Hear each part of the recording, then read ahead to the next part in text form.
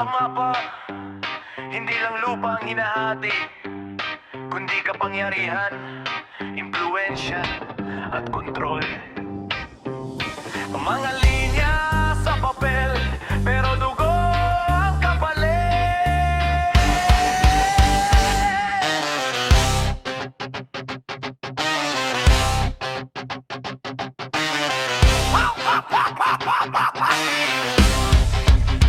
Sa gitna ng dagat, may lihim na tensyon. Mga barkong bakal nagbabantay sa rehiyon. Sa likod ng ngiti, may banta ng gera. Diplomasya'y tabing sa tunay na agenda. Mga alyansa na parang tanikala, kaibigan ngayon, bukas kalaban na.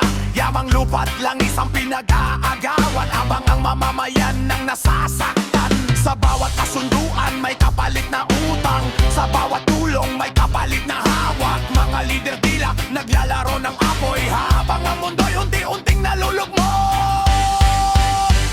Ito ang mapa ng kapangyarihan, mga linya na puno ng digmaan. Sino ang hari, sino ang alipin, sa likod ng bandila may lihim na layunin. Ito ang laro ng geopolitics, tahimik pero nakamamatay na tricks.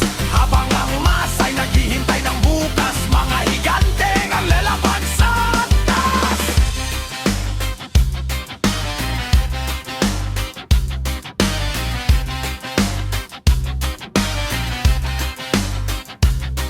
Mga base militar sa iba't ibang bansa, ngiti ng alyansa pero may kaba. Ekonomiya ginawang sandata, presyo ng langis, mundo'y ginagalaw na. Mga sanksyon parang dahan-dahang lason, pinipiga ang bansa hanggang mawalan ng opsyon. Sa balita iba ang kwento, pero sa likod may ibang direksyon. Media ay parang salamin na baluktot, katotohanan ay pilit tinataboy.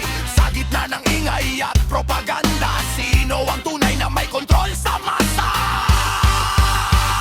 Ito ang mapa ng kapangyarihan, mga linya na puno ng digmaan. Sino ang hari, sino ang alipin, sa likod ng bandila may lihim na layunin. Ito ang laro ng geopolitics, tahimik pero nakamamatay na tricks. Habang ang masa'y naghihintay ng bukas, mga higanteng naglalaban sa taas.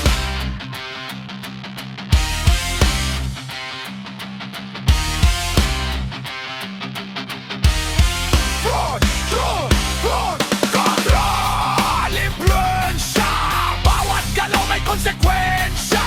Kung ang mundo'y laro ng iilan, tayo ba'y piyesa lang sa gitna ng laban? Kung ang kapayapaan ay binibili, bakit tila digmaan ang laging kapalit? Kung ang